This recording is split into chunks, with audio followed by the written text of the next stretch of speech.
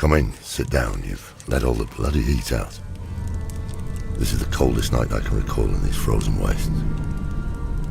I am no chef, but I've managed a stew from what little food remains.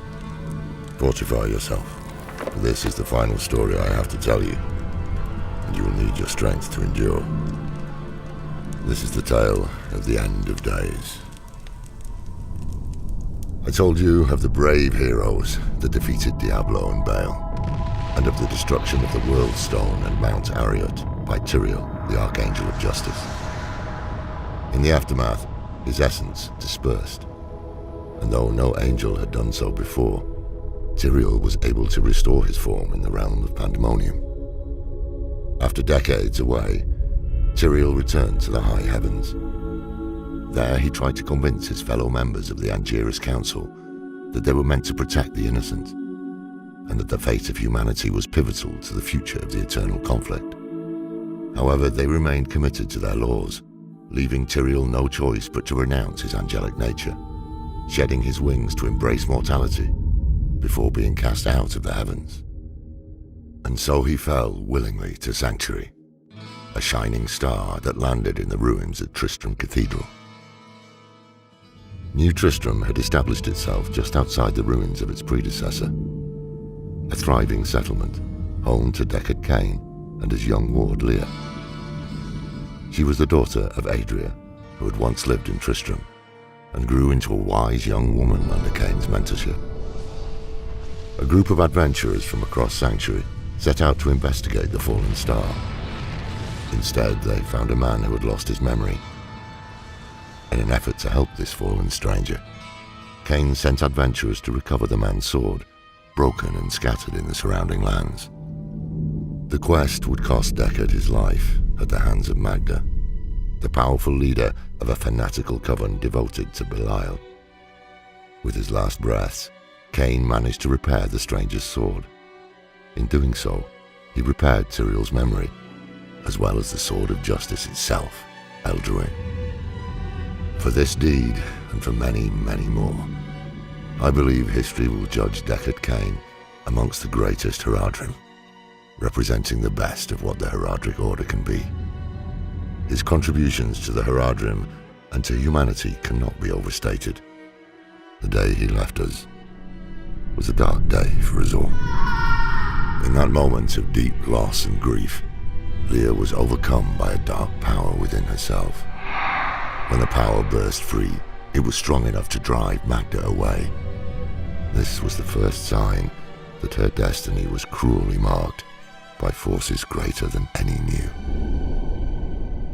After Cain's death, the adventurers Leah and Tyrael tracked Magda to Chaldeum, where, unbeknownst to them, Belial was impersonating the ruler of the region.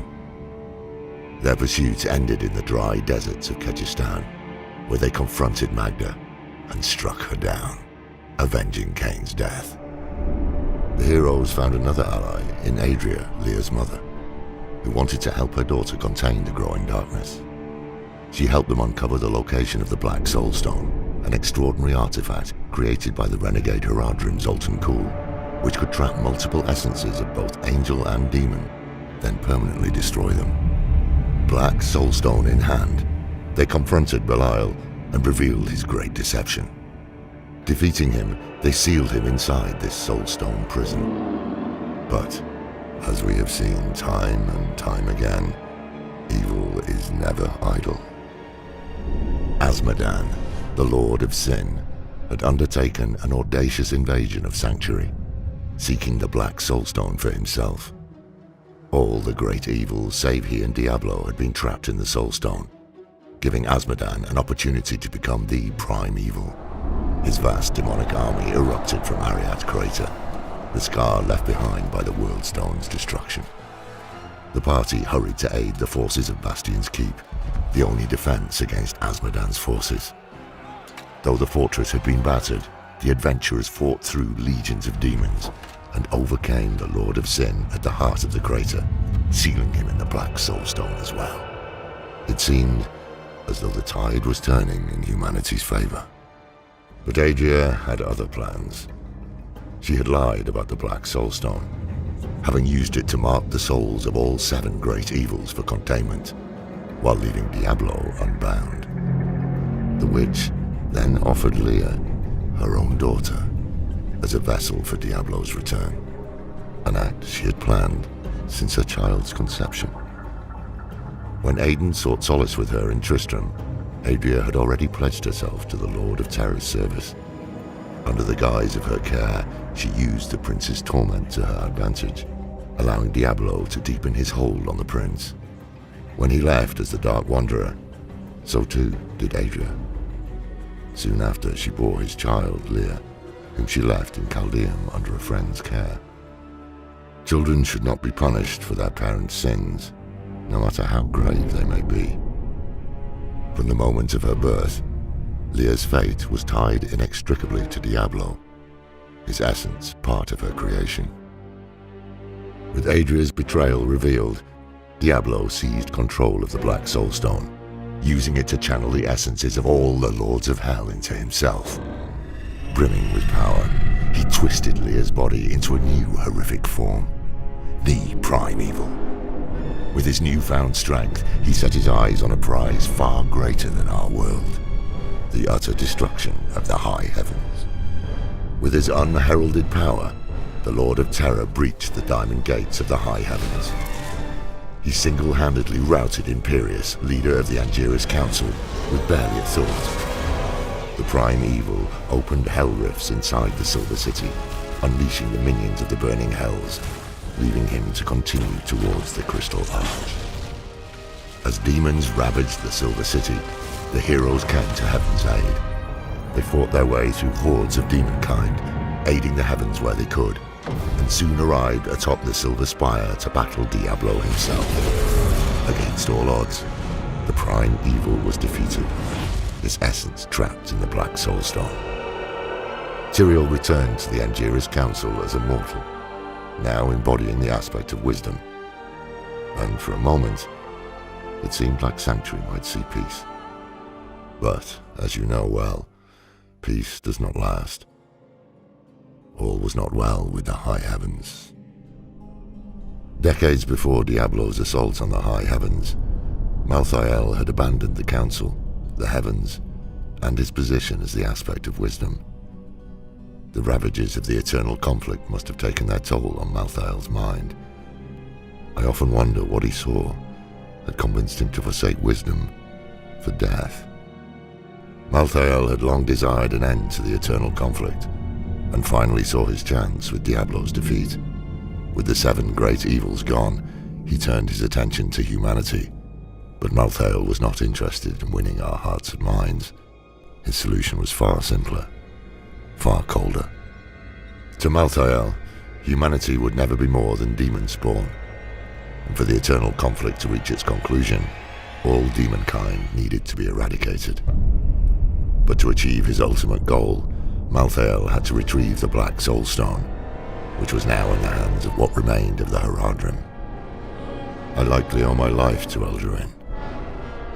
In that first confrontation with Malthael, in the black tunnels of the tomb of Rakis, I faced death himself.